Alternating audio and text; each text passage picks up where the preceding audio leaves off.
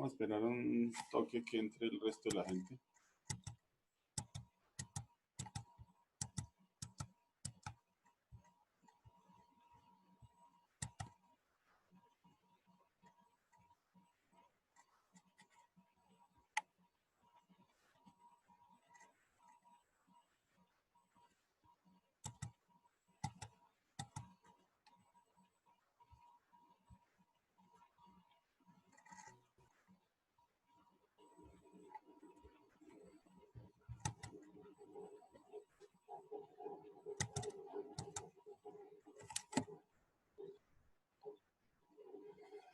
¿Esta es eléctrica? Sí, señor. Ah, listo. Y ahorita entré al salón que no era. Gracias a ustedes.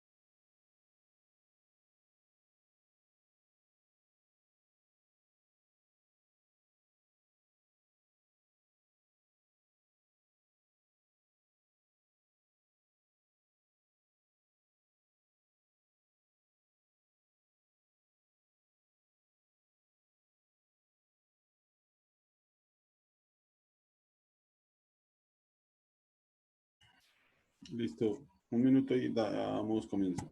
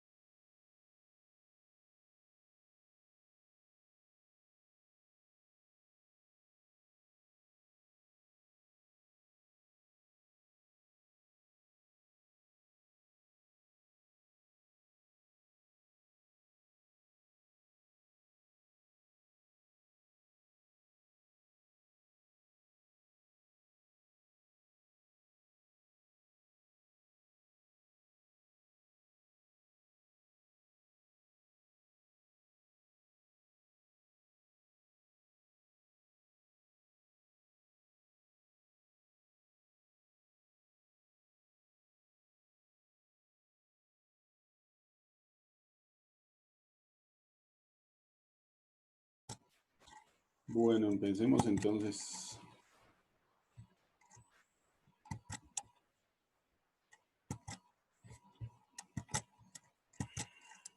Si por alguna razón alguien se queda, alguien tiene que, ¿qué? Alguien tiene que entrar, me avisan, por lo que ya estoy compartiendo pantalla. Entonces, en la última clase hicimos un ejercicio de... Mentiras, hicimos dos ejercicios de ley de Coulomb, ¿verdad? No, el último que hicimos era un par de esferas cargadas, colgadas de dos cuerdas. Las cargas eran idénticas, entonces había repulsión y encontramos la carga de las esferas, ¿verdad?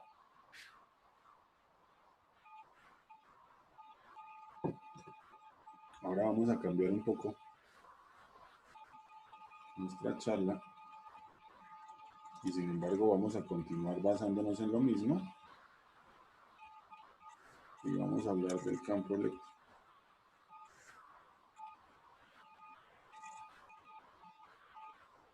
¿Listo? Entonces, resulta que hasta este momento de su vida ustedes han escuchado hablar de dos fuerzas fundamentales de la naturaleza. Una es la fuerza que produce la gravitación es decir, la fuerza que se produce entre dos cuerpos con masa y la fuerza que se produce entre dos cuerpos que tienen carga, que fue descrita bajo la ley de Coulomb.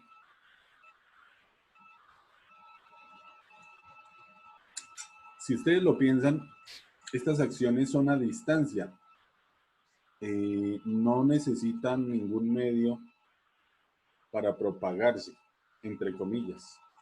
Entonces ustedes pueden pensar en la gravedad y en la fuerza eléctrica como un poco extrañas en el sentido de, pareciera que fueran acciones fantasmagóricas. Ustedes tienen la Tierra y la Luna. Entre la Tierra y la Luna técnicamente hay espacio vacío, no hay nada, pero aún así la Tierra atrae a la Luna y la Luna atrae a la Tierra con una fuerza que nosotros denominamos fuerza gravitacional. De la misma manera, cuando tenemos dos cargas, nosotros vemos exactamente la misma situación. Pongamos una negativa acá,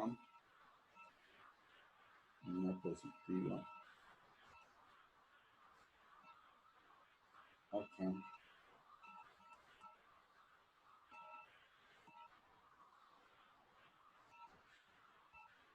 Pongamos la distancia entre ellas.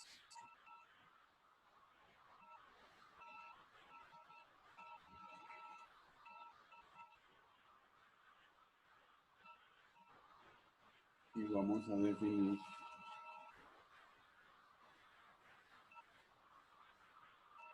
un vector acá.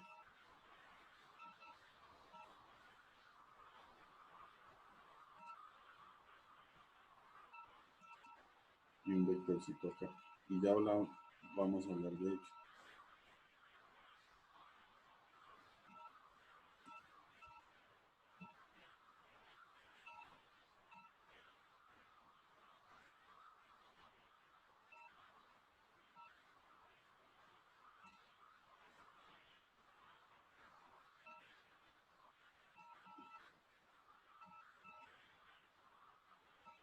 Entonces, los físicos lo que hicieron para justificar esa aparente aparición de una fuerza, de una influencia de forma fantasmal,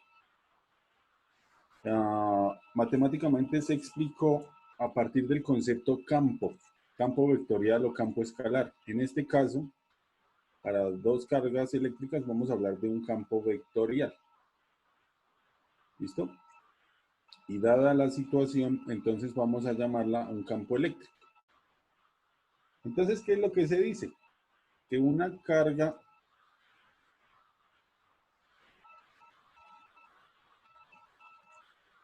eléctrica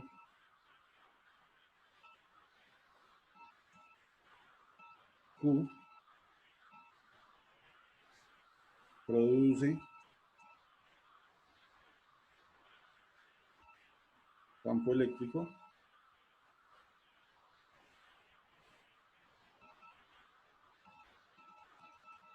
en todas partes. Entonces pensemos en ese campo como algo que es producido por la carga eléctrica, y cuando ustedes tienen otra carga eléctrica y la colocan en la vecindad, ella lo nota. Es decir, cuando una carga eléctrica se pone en la vecindad de un campo eléctrico, lo siente, y esto es indicador de que hay otra carga eléctrica por ahí. El ejemplo más sencillo sería cuando ustedes llegan de pronto a una oficina y se dan cuenta de que huele a perfume y dicen, yo sé que tal persona está por ahí porque este es el perfume específico de esa persona. En ese sentido, el campo que produce la carga, en este caso esta carga azul, está en todo el espacio, y esta carga roja que yo traigo a la proximidad lo siente, lo percibe y sabe entonces hacia dónde dirigirse, digamos. ¿Listo? ¿Cómo vamos a explicar matemáticamente eso? Vamos a decir que aparece un campo eléctrico que es igual al límite cuando la carga, que yo voy a llamar carga de prueba, tiende a cero, de la fuerza eléctrica dividido en esa carga de prueba. Entonces, ¿qué es lo que hago? Yo tengo una carga y para saber que esa carga tiene carga, yo debo traer otra que sea de prueba a su vecindad. ¿Listo? El campo eléctrico está definido matemáticamente como esto. Entonces yo simplemente cojo la fuerza eléctrica que está dada por la ley de Coulomb que ya vimos la semana pasada y la divido en esa carga que yo traje. Y lo interesante es que yo cojo el límite y llevo esa carga a valer casi o prácticamente cero. Entonces cuando eso suceda, lo que vamos a tener es lo siguiente.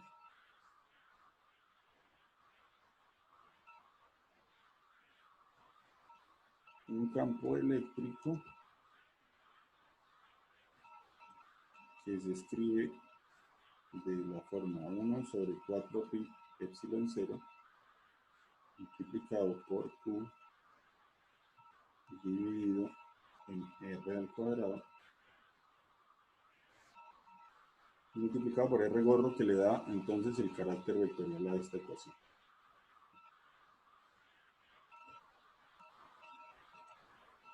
Fíjense que esta ecuación es idéntica a la ley de Coulomb, excepto que le falta multiplicar por una carga. Entonces, eso fue lo que hicimos acá, dividir en Q sub 0, entonces tengo Q sub 0 sobre Q sub 0 se van, y me queda solo esta expresión. Entonces, fíjense que esta expresión es un vector, obviamente, y depende únicamente de la carga que lo genera, en este caso, esta carga. Al campo eléctrico, en este caso, yo lo pinto de esta manera.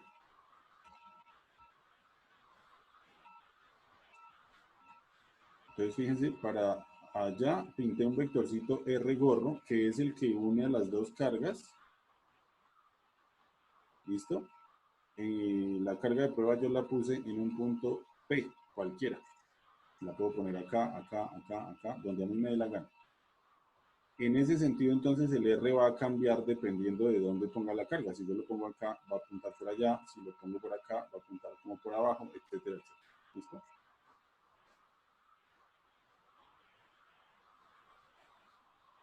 Y ahora, si ustedes recuerdan un poco, ya tenemos nuestra expresión para una sola carga. Cuando nosotros tenemos muchas cargas, nos vamos al principio de superposición que ya usamos con las fuerzas, que correspondía a la suma de la fuerza 1 más la fuerza 2 más la fuerza lo que sea, dependiendo de cuántas cargas tenga yo. Entonces yo puedo escribir el campo eléctrico como la suma de todos los campos eléctricos que se producen entre las cargas que hay. Entonces sería la sumatoria de 1 sobre 4 pi epsilon 0 por la carga iésima sobre el radio de la carga iésima hacia la carga de prueba al cuadrado por R gorro. Esto significa simplemente coja, por ejemplo, E12, entonces será 1 sobre 4 pi epsilon 0, Q1 sobre R de 1 a 2 al cuadrado, más la siguiente, 2, 2, 2. Entonces, esa se cancela. 3, 2, 4, 2, 5, 2. Y voy sumando cada una, ¿listo? Es exactamente lo que hicimos. Sería como decir, entonces campo 1 más campo 2 más campo 3 más pum, pum, pum. ¿Hay dudas hasta ahí? No, señor. No, señor. Listo, perfecto. Ustedes son unos estudiantes avanzados.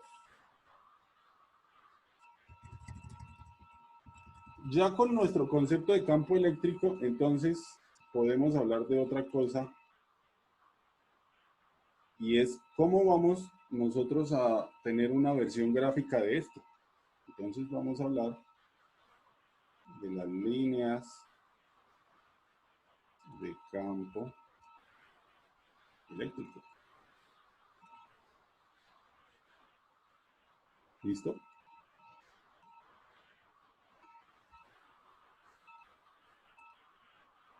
Vamos a pintar unas cargas.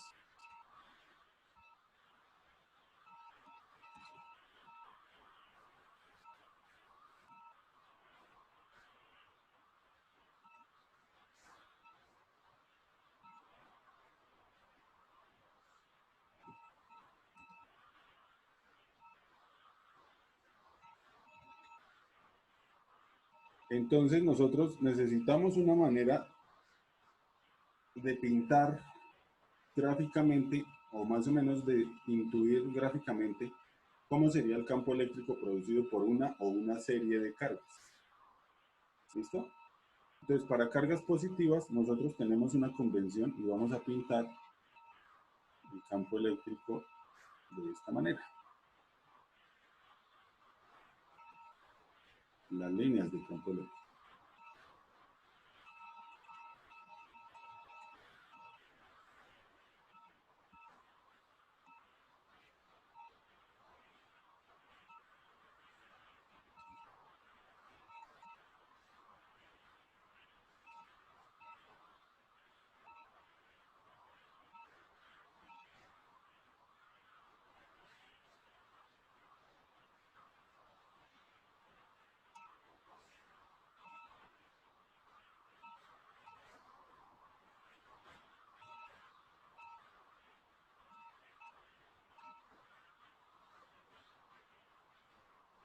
Entonces, ¿qué ven de diferentes ya ustedes entre las dos cargas?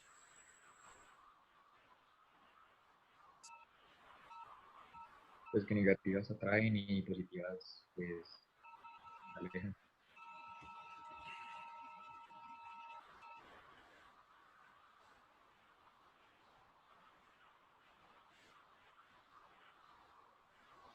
Entonces a estos los llamamos sifones o sumideros y a estas las llamamos fuentes. Las líneas de campo eléctrico de las fuentes van hacia afuera de las fuentes o apuntan, mientras que las de campo eléctrico para cargas negativas van hacia los sifones o sumideros. ¿Listo? La cuestión interesante viene acá.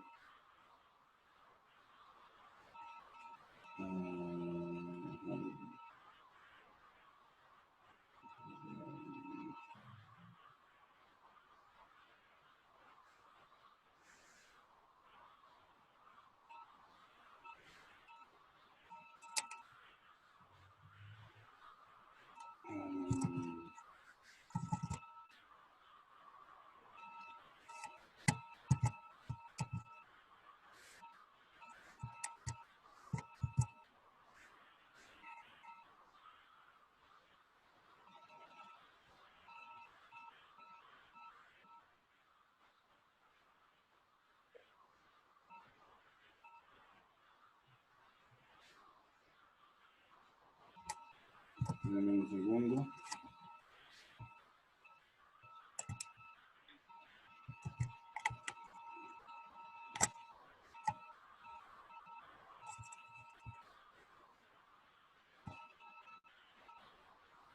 Entonces, la parte interesante ocurre cuando nosotros acercamos esas cargas.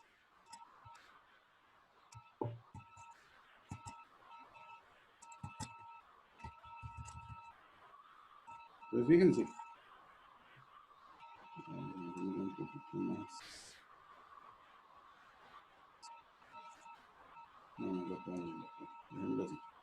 Fíjense que cuando yo acerco la carga negativa y la positiva, lo que antes eran unas líneas que parecían perfectamente radiales, comienzan a torcerse.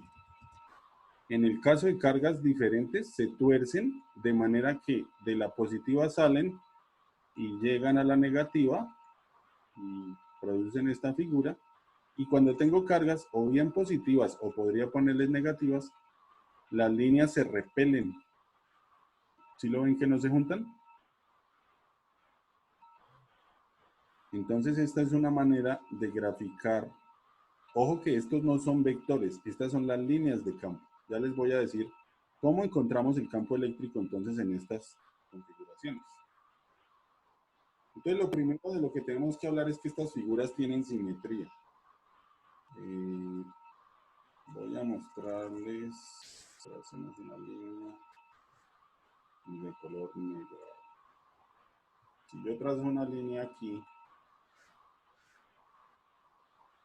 por lo menos para estas, cualquier punto que yo tome por encima va a ser idéntico a un punto que haya por debajo de la línea. Por ejemplo, tomemos este punto. Aquí. Voy a llamarlo punto P.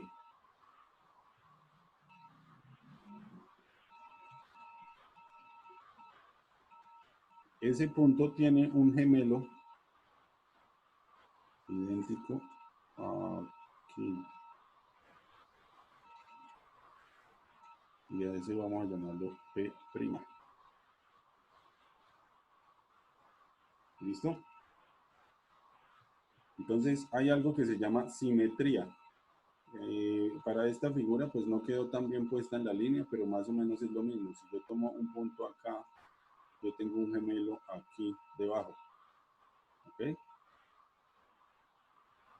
Además, hay algo que hay que tener en cuenta también. Si yo me hago muy cerca del campo que produce una de las cargas, entonces el campo que produce esa carga es el que predomina. Entonces, supongamos que yo trajera una pepa positiva acá y la pongo por aquí. Si yo la pongo más cerca de la positiva, pues lo que va a sentir es más de la naturaleza de esta positiva que de esta negativa. Si por el contrario yo la pongo por aquí, entonces lo que va a sentir es más de la naturaleza de lo que siente con respecto a la negativa que a la positiva. Es decir, acá va a sentir atracción y se va a tender a acercar más a esta negativa. Y si yo la pongo acá, va a sentir repulsión y va a tender a irse. ¿Listo? ¿Y qué pasa si yo hago mi carga por acá, en el otro extremo del universo? Esta va a ver este conjunto como si fuera otra P. Puede que sea positiva o puede que sea negativa. Pero entonces cuando yo me hago muy cerca, yo siento la cercanía de la más cercana, valga la redundancia, y cuando me hago muy lejos, se ve como si fuera una sola carga. ¿Listo? Como si fuera una carga puntual. Entonces tenemos esas condiciones. Existe otra condición, el punto nulo. ¿Cuál es el punto nulo? El punto nulo es aquel en el que punto nulo es aquel en el que el campo eléctrico vale 0. ¿Dónde hay un punto nulo en estas imágenes?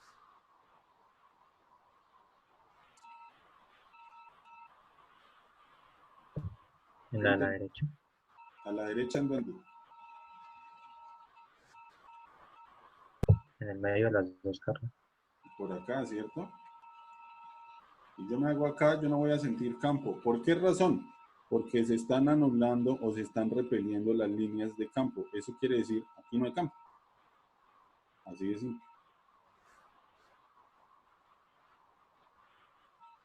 Entonces, miremos cuáles son las propiedades que deben tener esas líneas.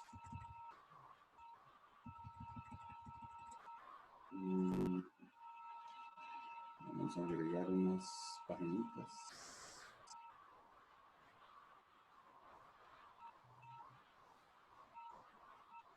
propiedades de las líneas del campo.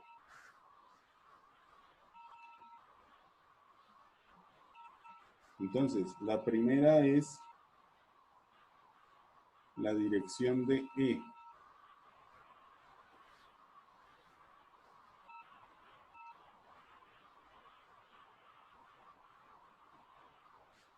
En un punto P es tangente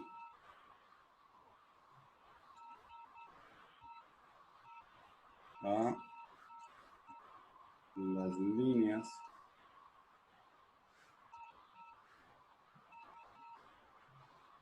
de campo justamente en ese punto. ¿Qué significa que son tangentes a las líneas de campo en el punto P? Miremos nuevamente nuestro dibujo. Entonces, pintemos con color rojo para que se note. Y vamos a mirar. Yo quiero mirar las líneas de campo en el punto P. La línea de campo es esta, ¿no? El campo eléctrico será tangente a ese punto. Perdón un momento. Ahora, por ejemplo, puede que yo quiera mirarlo aquí. En este preciso punto, las líneas de campo me producen un campo eléctrico así, tangente. ¿Listo? En este punto, de pronto, yo lo que veo es líneas de campo y un campo eléctrico así. Tangente siempre. Y por ejemplo, en este caso, pues va con la misma flecha. ¿Listo? Entonces, las líneas son más breves porque ustedes pueden dibujar más fácilmente las configuraciones y luego si necesitan en algún punto, pues trazan una recta tangente en el punto y ahí sacan entonces el campo eléctrico. Entonces esto es campo,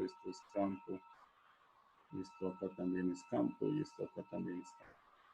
¿Listo? Creo que les puedo mostrar una simulación al respecto. Entonces, regálenme un segundo, la buscamos.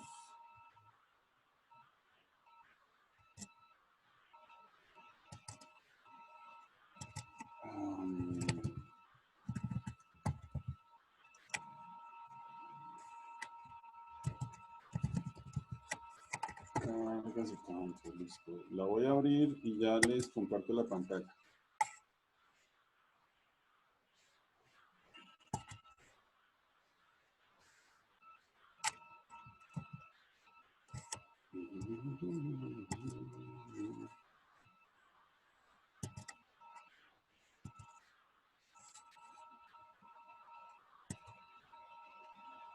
Listo, entonces yo voy a poner una carga positiva. Fíjense que estoy graficando el campo eléctrico, acá lo tengo chuleado. Si yo no pongo nada, pues no veo nada. Ahora, fíjense que estas flechas indican la dirección del campo en cada punto en el que yo me paro.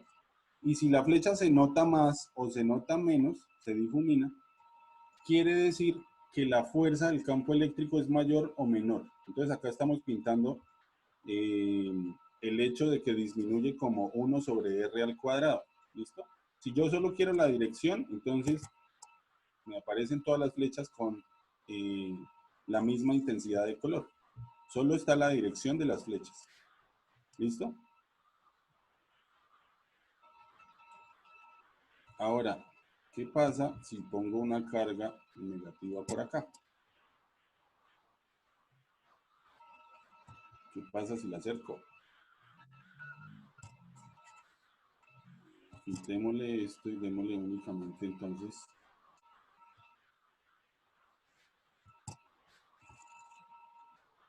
así.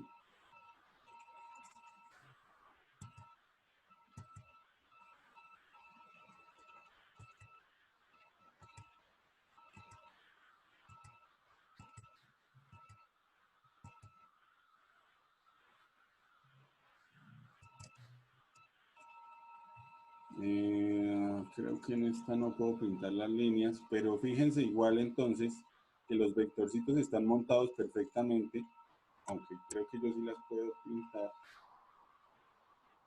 Vamos a pintar eso.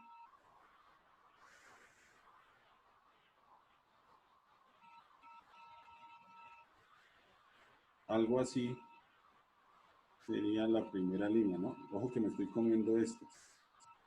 Entonces, más bien,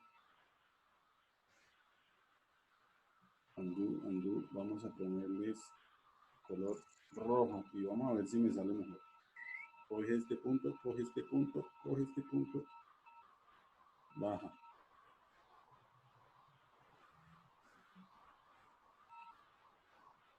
Acá se ven más o menos así. Acá se ven más o menos así. Y acá se ven más o menos así. ¿Listo? Yo sé que se ve inmundo, pero es exactamente lo mismo que ya vimos en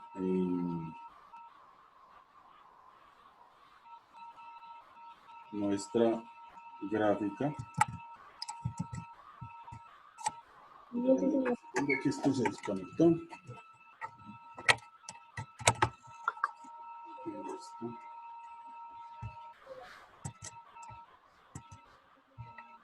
Entonces continuamos con nuestras notas. Entonces miren, estas rojitas eran las blancas que nos aparecían en la simulación. ¿Listo? Pero como se dan cuenta ustedes, es más fácil pintar las líneas de campo que no las flechas de campo eléctrico directamente. Entonces, bueno, teníamos la propiedad. La primera, la dirección en un punto es tangente a las líneas. Pongamos otra. 2. El número de líneas por unidad de área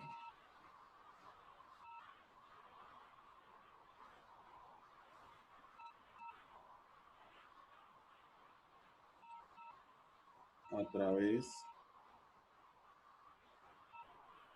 de una superficie perpendicular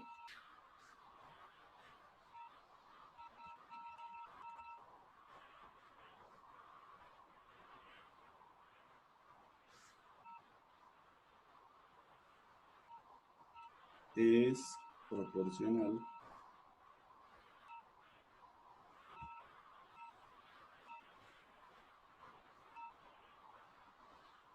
a la magnitud del campo eléctrico.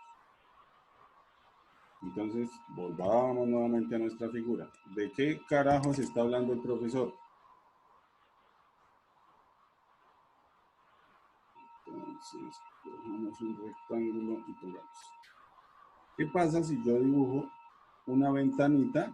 Eso es una superficie perpendicular a las líneas y la pongo aquí. ¿Listo? ¿Y qué pasa si yo... Este sí me toca pintarlo a mano. Si yo pongo mi ventanita por acá. Entonces, pregunta. ¿Por cuál de las dos ventanitas atraviesan más líneas?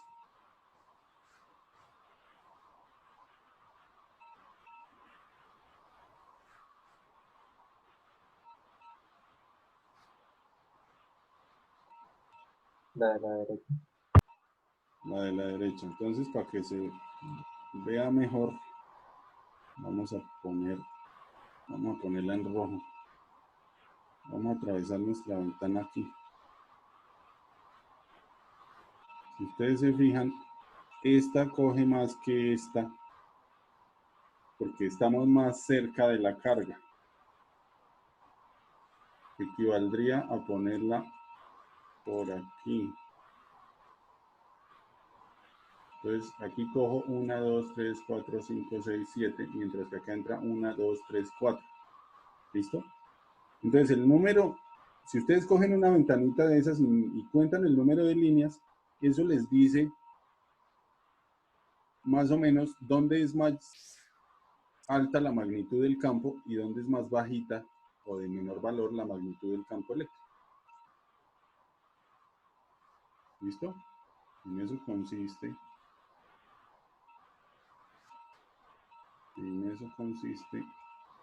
lo que hemos estado diciendo.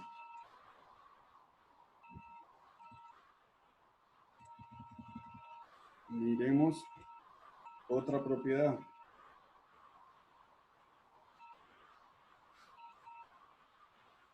Las líneas de campo empiezan en las cargas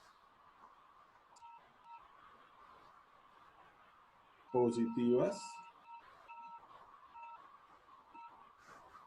y terminan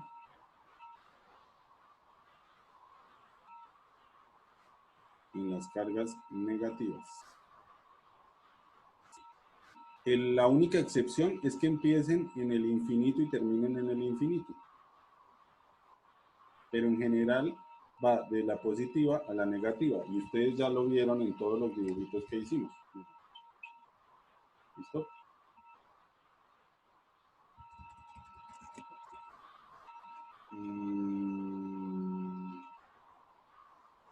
Veamos otro color. 4. El número de líneas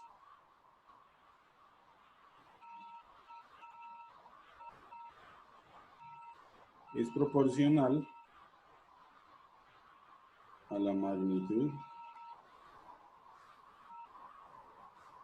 de la carga. Entonces, el número de líneas que van desde la positiva y terminan en la negativa. Este simbolito es proporcional a la magnitud de la carga. De todos modos, recuerden que el campo eléctrico en magnitud es proporcional a la carga. Por la ley de Coulomb. Fíjense en la fórmula. Si yo quito el cuento vectorial, pues es proporcional a la carga.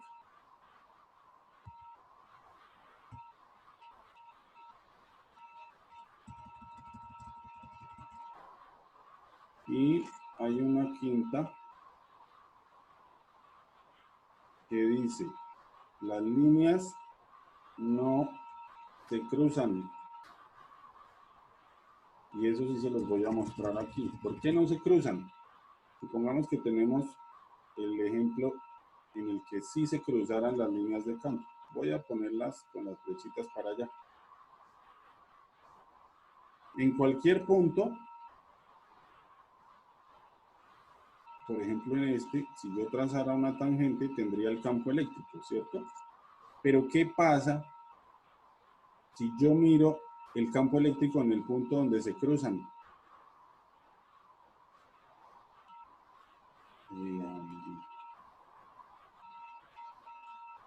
Yo trazaría mi tangente acá para esta línea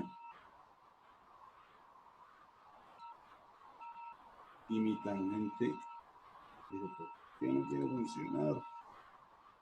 Mi tangente acá para esta línea.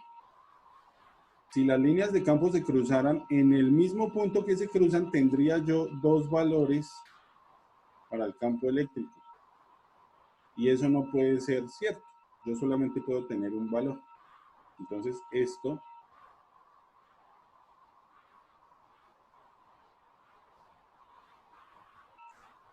no es correcto.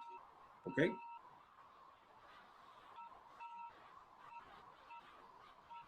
Y listo.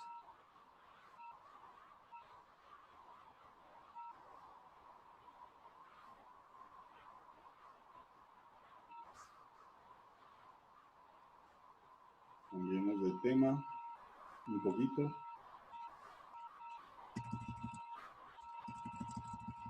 Y vamos a hablar de la fuerza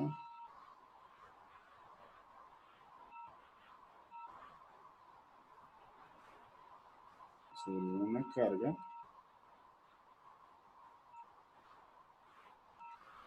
en un campo eléctrico.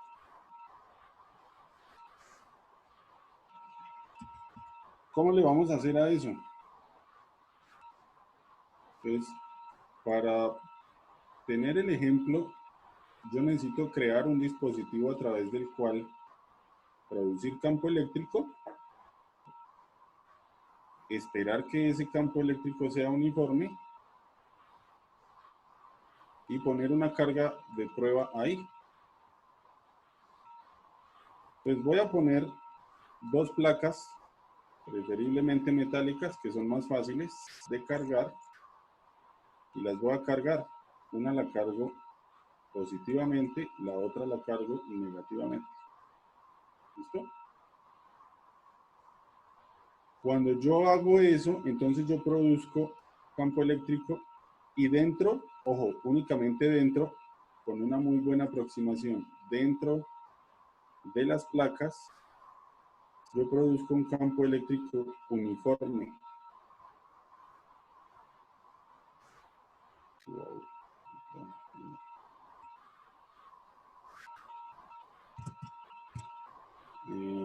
Algo pasó.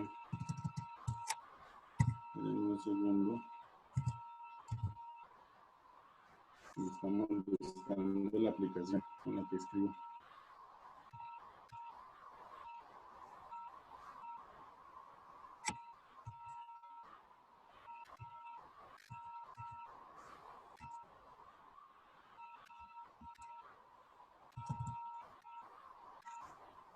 Ya le da la volví.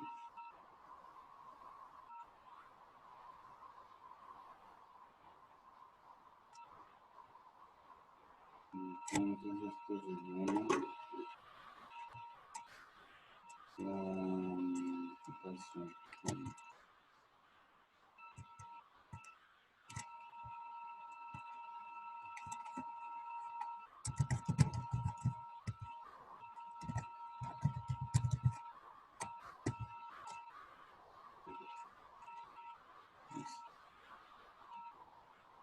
Entonces les venía diciendo, con una muy buena aproximación, dentro de las placas, esta vaina genera un campo eléctrico uniforme.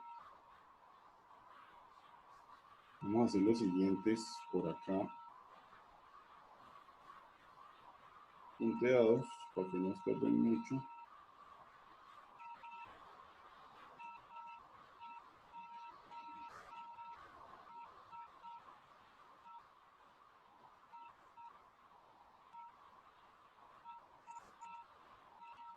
Listo.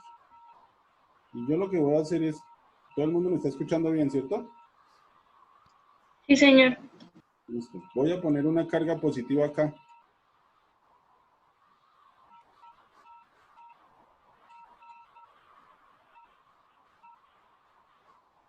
Una carga positiva. ¿Listo?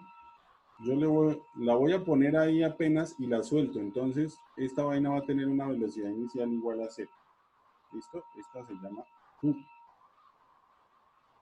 Cuando yo la ponga ahí, ella está dentro del campo y literalmente va a darse cuenta, por el campo que se produce, que hay cargas negativas en la cercanía y entonces las va a buscar porque hay atracción. Eso quiere decir que cuando yo ponga mi carga acá, esta se va a mover hacia allá con alguna velocidad. ¿Listo? Entonces, definamos ciertas cosas. El campo eléctrico, como es uniforme dentro de las placas, yo lo voy a llamar E sub y, que sería la magnitud, en la dirección J, porque está dirigido en el eje de las Y, y le pongo el signo negativo porque va para abajo ese campo, ¿no? Va apuntando de las positivas a las negativas. La carga entonces que yo pongo ahí va a experimentar una fuerza eléctrica que va a ser igual a Q por E. Pues yo pongo la carga acá, eso se multiplica por el campo eléctrico y nos da la fuerza eléctrica que va a sentir esta vaina. Ahora vamos a usar la cinemática y la dinámica que aprendimos en física mecánica. Entonces vamos a usar la segunda ley de Newton, que dice que la fuerza eléctrica también debe ser igual a masa por aceleración, ya que la pepita va a empezar a moverse. ¿Listo? De ahí entonces tenemos, si despejamos, nuestra aceleración va a ser igual a la fuerza eléctrica sobre la masa. Eso va a ser igual a Q por E sobre M.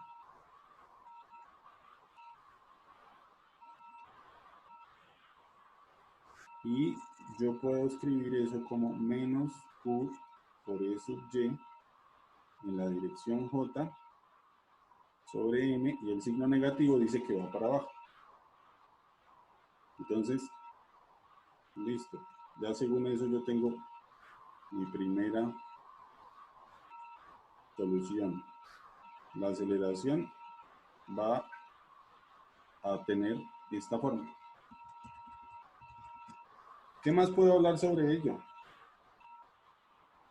Entonces recordemos otra fórmula, escribámosla con otro color, que este negro no me gusta. Otra fórmula de la cinemática que dice que la velocidad final al cuadrado menos la velocidad inicial al cuadrado es igual a 2 veces la aceleración por y final menos y inicial. En este caso en el que las cosas están bajando. ¿Listo? Ahora, miremos en la imagen cuál sería ese y. Yo lo voy a poner aquí.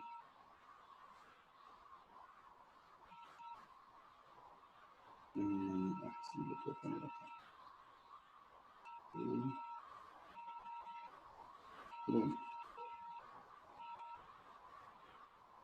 Voy a llamarlo Y. Lo puse a lo chambón, pero realmente es el espacio exactamente entre las placas internas, ¿no?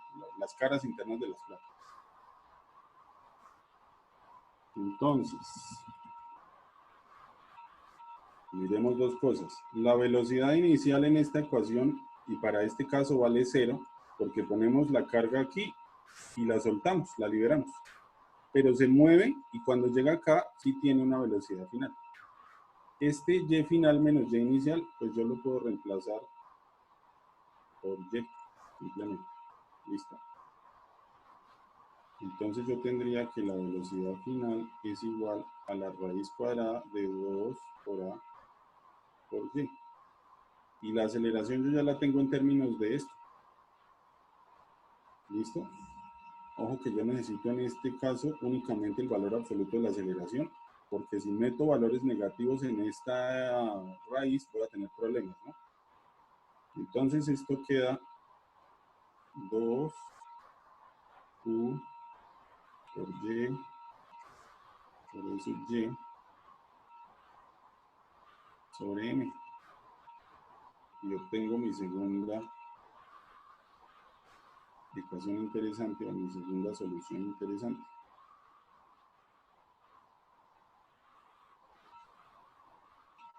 ¿Listo? Y para completar nuestro análisis,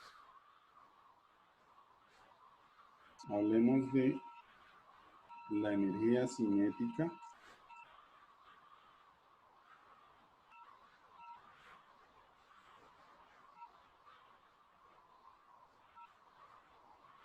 de nuestro sistema, que está escrito como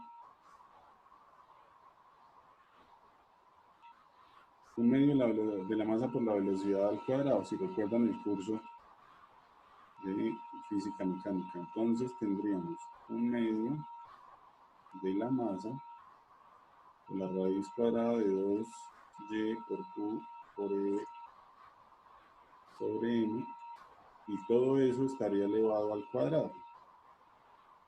El cuadrado con la raíz simplemente desaparece.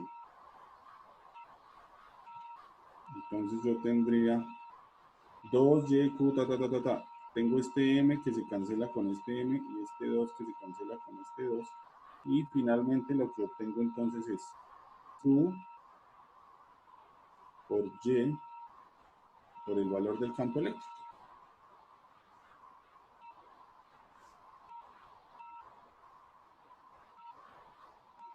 Entonces tengo la aceleración de mi sistema, la velocidad con la que llega la carga a las placas negativas y la energía cinética.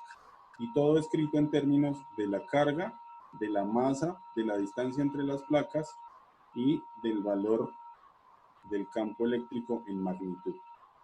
¿Preguntas?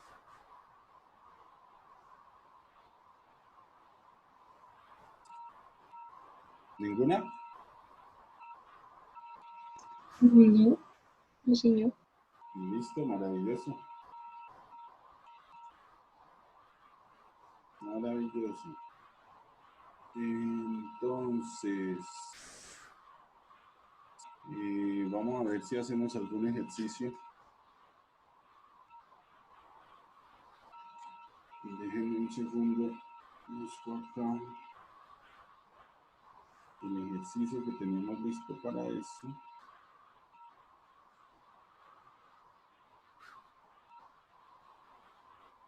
Electric load.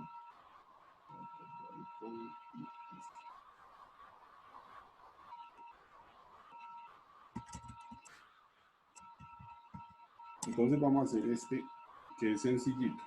Ya con todo lo que tenemos de información.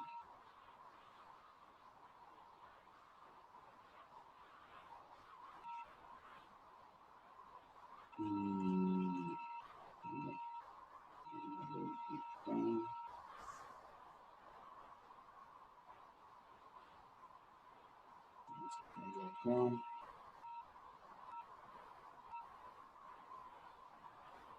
Vamos a poner dos cargas otra vez.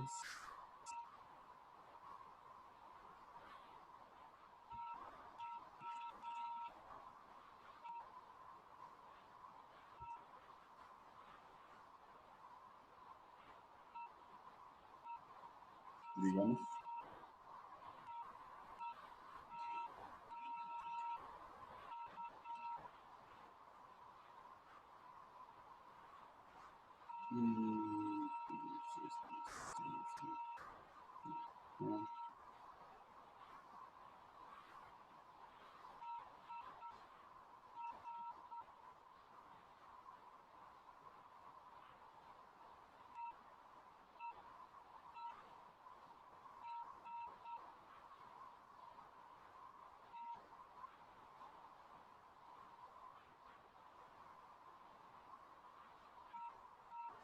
Entonces, fíjense, tenemos una carga negativa y una positiva.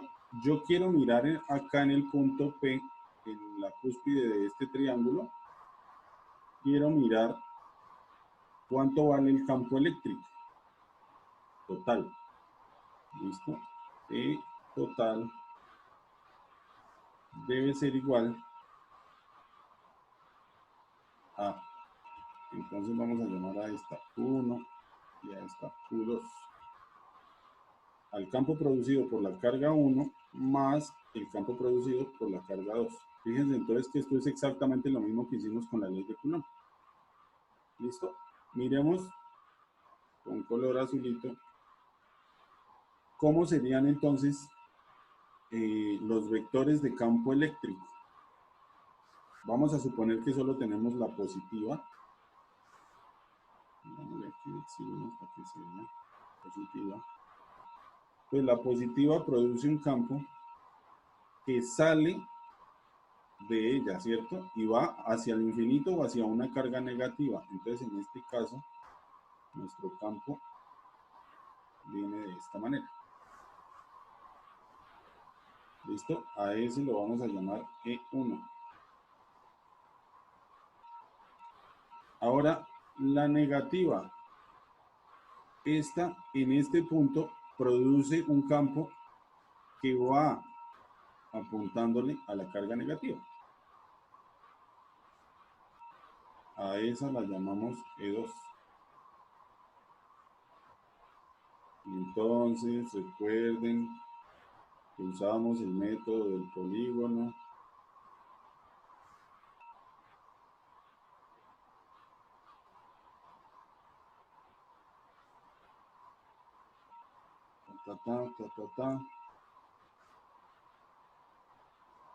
Y voy a pintarlo con otro color chillón.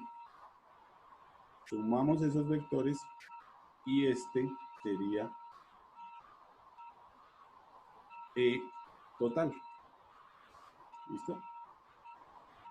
Entonces, matemáticamente, ¿qué tenemos que hacer? Escribamos el campo 1, solo en magnitud, va a ser igual a 1 sobre 4 pi epsilon 0 por la carga 1 en valor absoluto sobre R1 al cuadrado. Entonces esto es 8,99 por 10 a la 9 multiplicado por, démosle valores a las cargas, llamemos Q1 7 microcoulombs, Q2 menos 5 microcoulombs.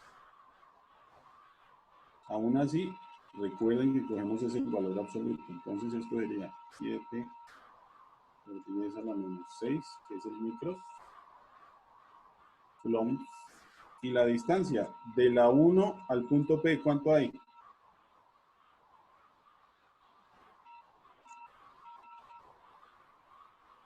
.4 metros elevados al cuadrado. Por favor, hagan esa operación. Y me dicen cuánto da E1.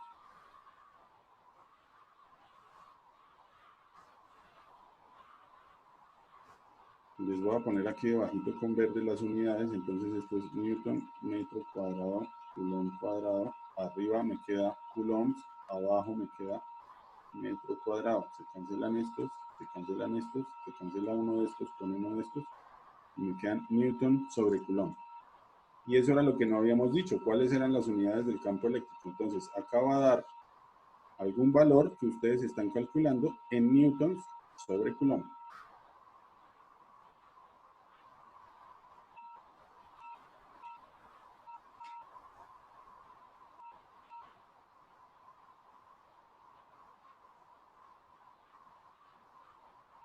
Me cuentan cuando les dé algo.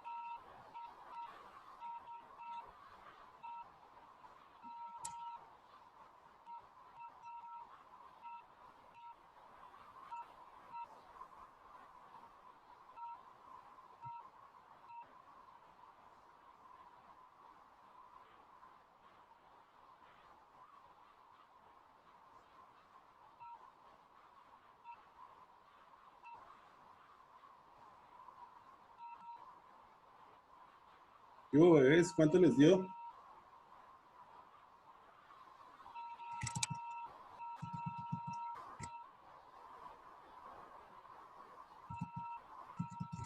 ¿Me están escuchando? Pues a mí me dio un número súper largo. ¿Cuánto le dio, hija? Que no escucho, perdón. Me dio un número súper largo. 393, 93.312. 393.312,5. 312,5. Listo. Esto se puede escribir como 3,9 por 10 a la 5 newton sobre coulomb. Ahora ustedes, bebés, hagan el E2 y me cuentan. Gracias.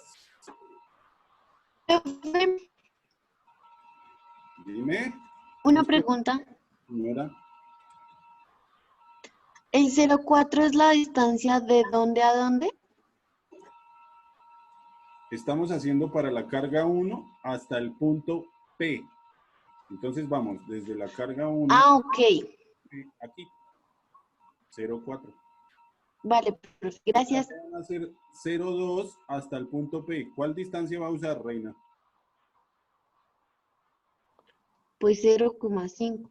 Exactamente, listo. Entonces hagan la matemática.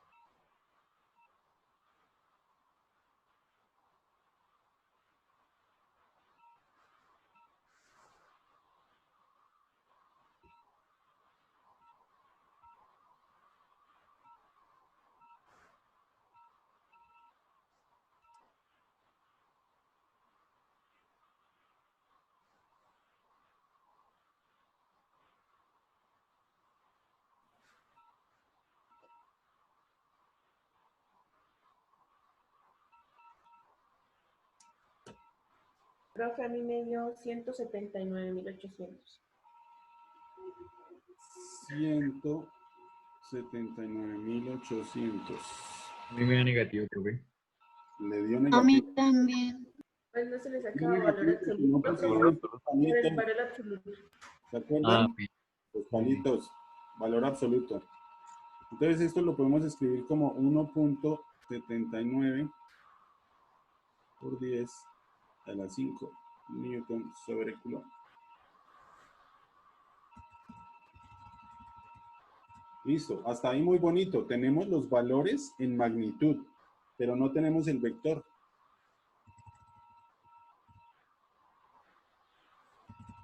Fíjense que tenemos es vectores y necesitamos las direcciones de esa vaina. Y necesitamos hacer la suma ya no de forma gráfica, sino de forma analítica. Entonces miremos. A partir de este triángulo yo puedo decir lo siguiente. Creo que... Entonces, E1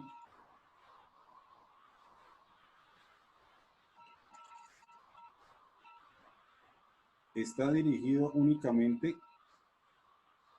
en la dirección J. ¿Sí lo ven? Va de aquí hacia arriba. Pero resulta que E2 lo voy a pintar con color verde. E2 tiene dos componentes. Una que va para abajo en el eje Y y una que va para adelante en el eje X. Cuando yo cojo y sumo las dos verdes, obtengo esta que es el campo E2. ¿Listo? Entonces vamos a decir E2 tiene componente en I y componente en J. Y eso es lo que queremos ver cómo es. Entonces voy a escribirlo con rojo. E2 por el coseno del ángulo teta. Entonces devolvámonos a mirar.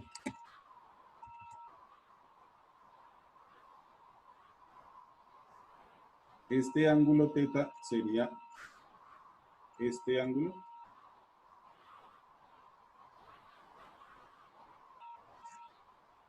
¿Cierto?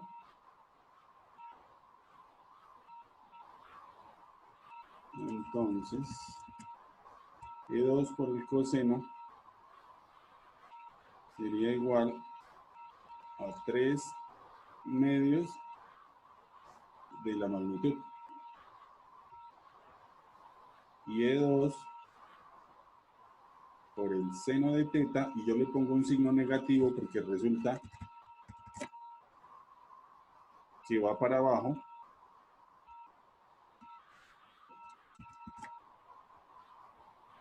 será igual a pero 3 medios, yo creo que 3 medios le escribí 3 quintos y menos 4 quintos. Y eso se ve a partir de este triángulo grande, que es una copia de este pequeñito de este grandote. Entonces fíjense, el 3 quintos y el 4 quintos.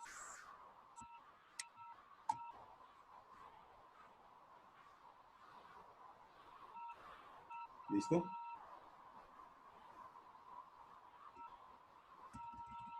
Eso quiere decir que nuestros vectores ya se pueden escribir de la siguiente manera.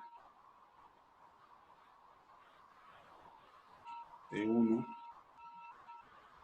vectorial será igual a 3,9 por 10 a la 5 en la dirección J, Newton sobre Coulomb. Fíjense, E1 es 3,9, y además dijimos que E1 solo va en la dirección J. Entonces lo único que hicimos fue a ese vector agregarle el vectorcito unitario en la dirección J. Pero el E2, que es el interesante, ese sí hay que escribirlo de la siguiente manera. 1,1 por 10 a la 5 en la dirección Y, menos 1,4 por 10 a la 5 en la dirección J. Newton sobre Coulomb. ¿De dónde salió 1,1 y 1,4?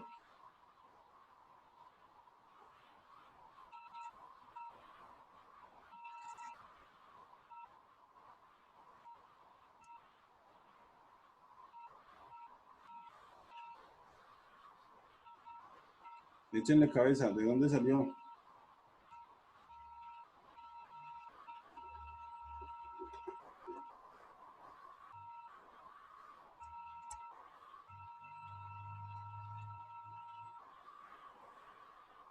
Hagan estas operaciones.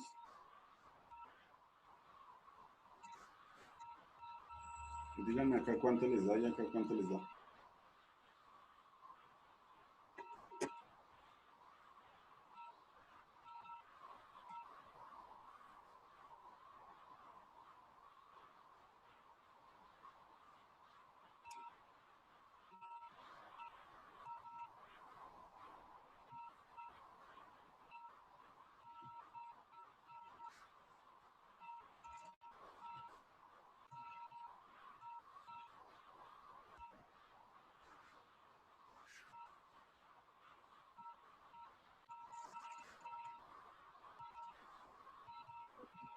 La de arriba me da 1,074 por 10 a la menos 5. ¿Cuánto? 1,074 por 10 a la menos 5. 1,074. A ver, a todo el mundo le dio lo mismo. 1,074 por 10 a la 5, ¿no? Menos 5. Este, No, arriba es menos 5, profe. la menos 5 le dio. No.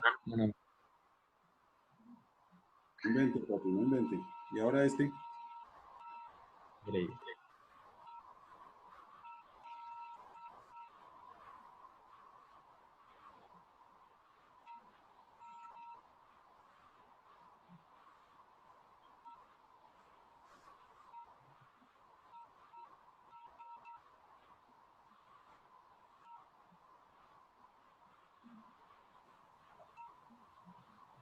Menos 1,43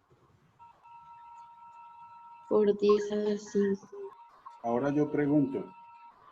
¿Este y este no son estos? Sí. Entonces, fíjense, cuando sacamos el coseno, hablamos en este caso de la dirección Y, y cuando sacamos el seno, hablamos en este caso de la dirección J y son los que puse ahí. Ahora, ustedes cojan este y lo suman con este y este queda solito porque acá no hay componente J para obtener el total.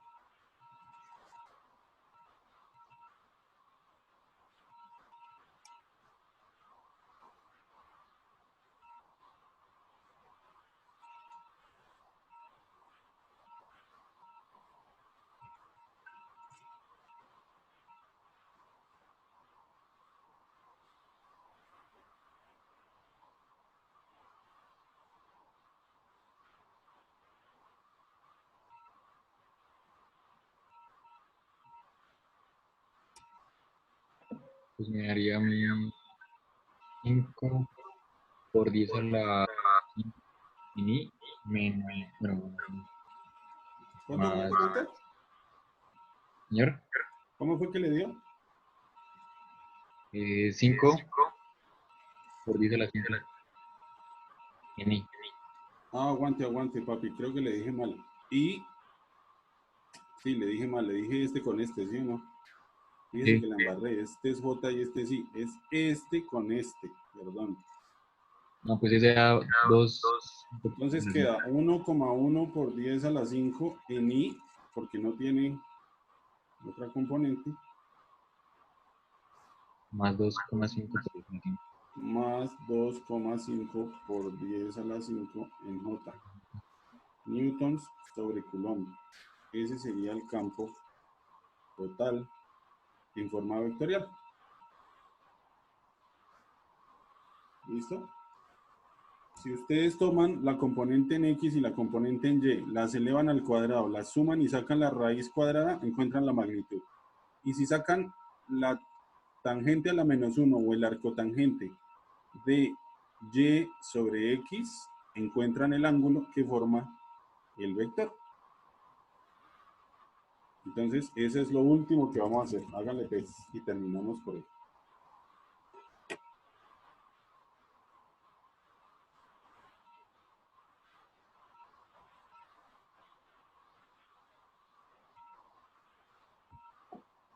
Profe, me deja ver un parte del tema y el tema. Arriba.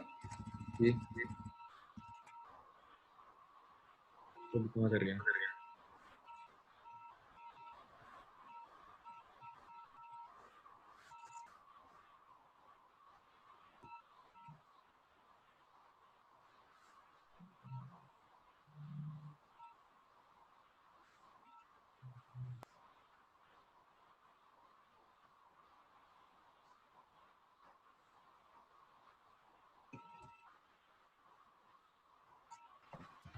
Profe, el ángulo es de 66 grados. ¿El ángulo es cuánto?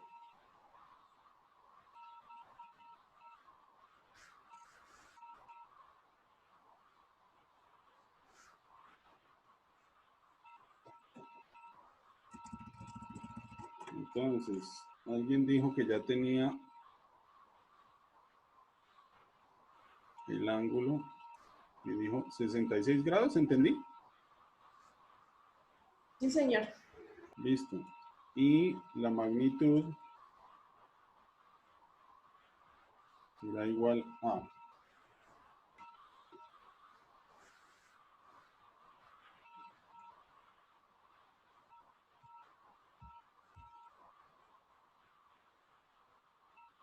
2,7 por 10 a la 5.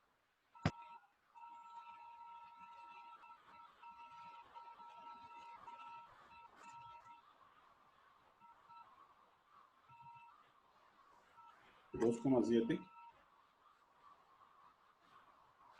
por 10 a la 5 newton sobre coulomb. ¿A todo el mundo le dio así? Sí, señor. Sí, señor. Listo, maravilloso. Entonces están para sacarse 5 en los parciales. Súper bien.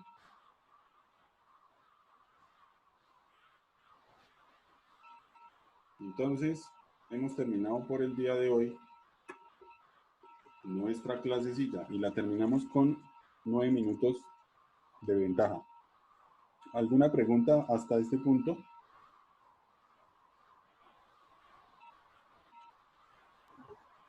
Pero, pues, ¿será que puede dejar de ver un poquito más arriba? Claro que sí. Gracias. ¿Qué tanto por aquí? Ay, ay, ay. Listo. Profe, es que no entiendo de dónde salen esos dos valores, o sea, cómo tomaron coseno y seno. ¿Cuáles dos valores? El 1,074 por 10 a la 5.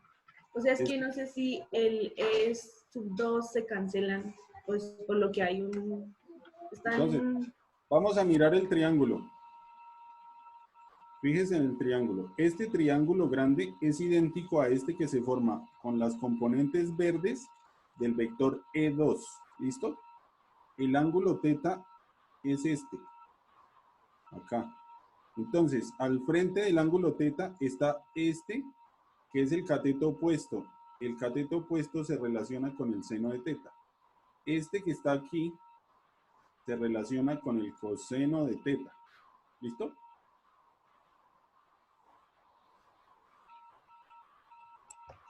Entonces, miremos más abajito. Fíjense que el del coseno está ubicado paralelo al eje X, que es este. Eso indica I. ¿Listo? Entonces, si yo cojo el coseno de θ es igual al cateto adyacente sobre la hipotenusa, que es E2. Adyacente sobre la hipotenusa. Entonces yo lo escribo. Ah, ok. Si esta es la hipotenusa, el adyacente sería igual a E2 por el coseno de θ. Ahora yo puedo usar el triángulo grande. E2 coseno de θ es exactamente lo mismo que coger el cateto adyacente, que vale 0,3 sobre la hipotenusa, 0,5. ¿Listo? Y yo lo que hice fue usar, digamos, como centímetros, 3 sobre 5, 3 quintos de E2. Y lo mismo hago ahora para este cateto, que es el opuesto. Sería 0,4 sobre 0,5 en metros o en centímetros, como lo pusimos acá. Y el signo negativo en ambos casos viene del hecho de que esto es un vector y viene hacia abajo. Pam, pam. Entonces simplemente le pongo sus valores negativos y queda. Ahora, cuando yo tengo esta y esta, pues cojo el valor de 2 que ya habíamos calculado, que es este, y lo multiplico por 3 y lo divido por 5 para obtener este, o lo multiplico por 4 y lo divido por 5 y le cambio el signo para obtener este valor. Esos son los que yo coloco. Esos son los valores de había los... visto el E2 y por eso era que estaba confundida. Que no había visto el valor de E2, por eso era que estaba confundida. Ah, Pero listo. ya...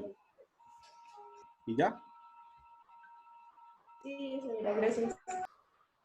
Si tienen más preguntas...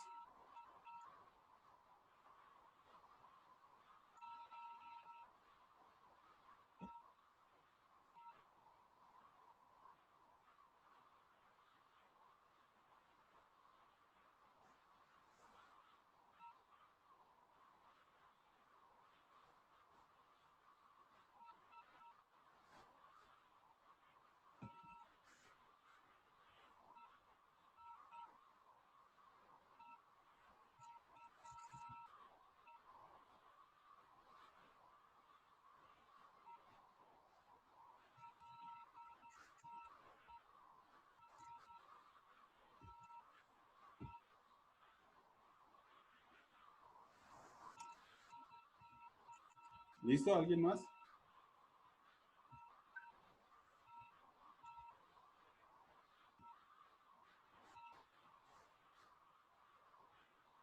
¿Nadie más? Entonces dejamos ya ahí.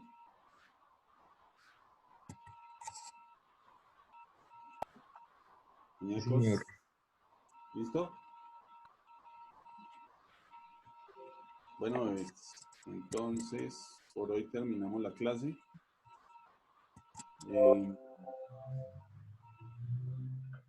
Cualquier cosa, estoy pendiente del WhatsApp, me cuentan. Listo, profe. Gracias. Chao, profe, gracias. Vamos, Chao, estamos profe, pendientes. gracias. Profe, gracias. Profe. Chao, profe. Chao, profe.